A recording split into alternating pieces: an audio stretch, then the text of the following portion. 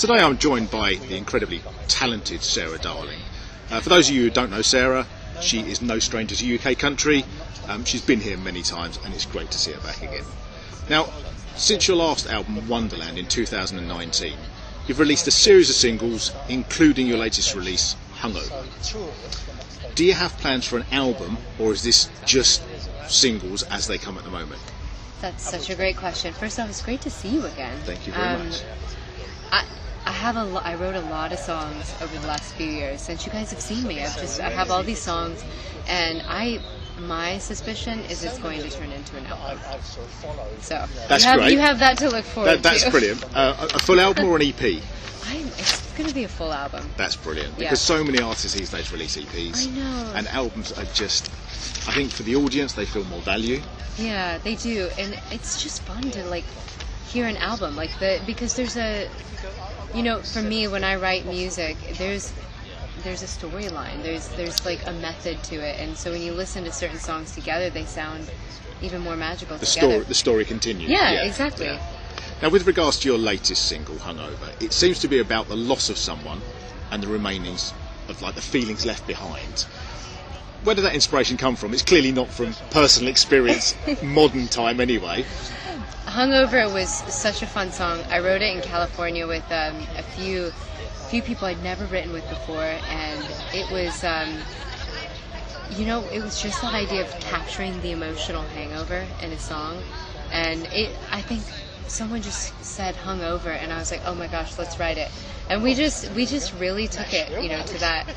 I really honestly think emotional hangovers are worse than absolutely. I mean, more than whiskey hangovers. What do you think? Well, a whiskey hangover's only It's only there for a day or two, isn't it? Yeah. An emotional hangover lasts. True. That's true. Although you can get a whiskey hangover again and again and again. It's true. That is true. Now, you have a tune out there that I wouldn't be surprised if I'm the only person playing.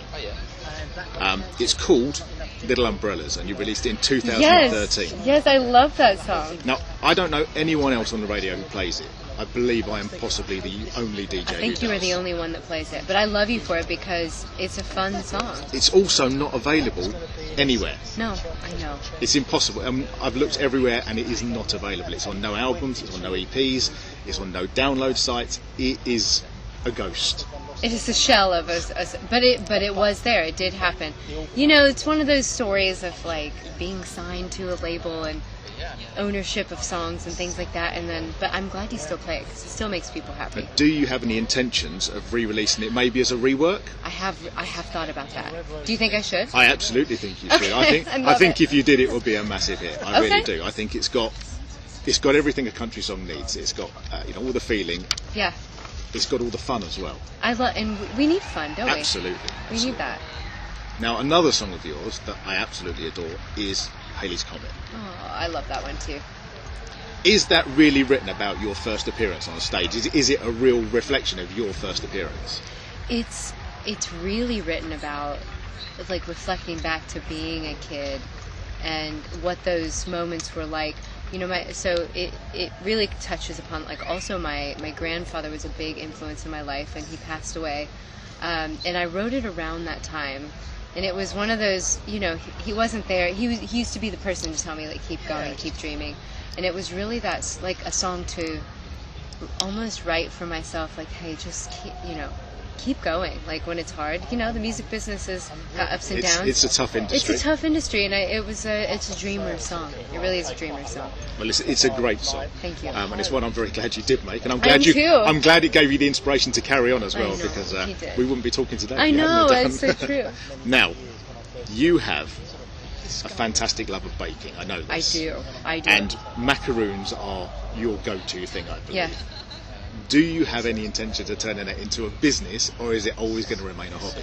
What I love about this question is everyone that I've seen recently is when are you going to bring this back? Are you going to do this again?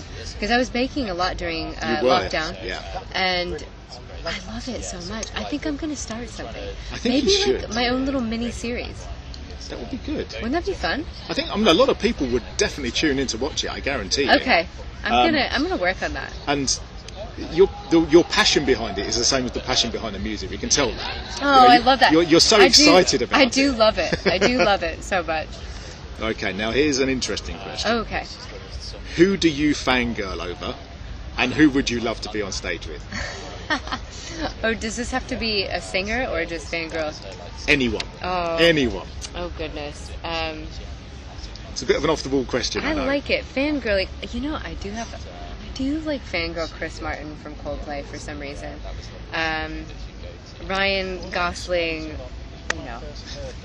the tip, yeah. There you go. I know it's an unusual question.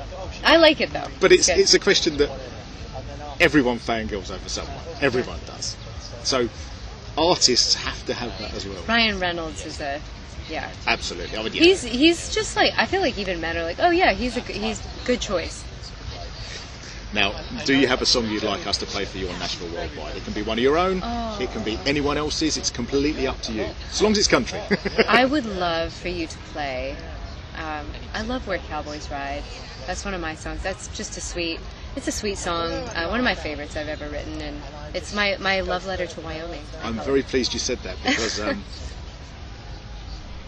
the segments between songs when I talk is actually the beginning of Where Cowboys Ride. So whenever I talk, you will hear Where Cowboys Ride intro in the background. Incredible. And if you look on my camper van, on the driver's door it says Where Cowboys Ride, and on the passenger door it says Where Cowgirls Ride. And my camper van is actually called the Wandering Star. Oh my god.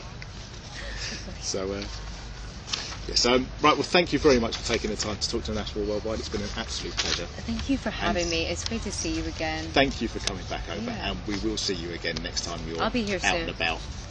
And it's been an absolute honour. Thank you very much. Thank you.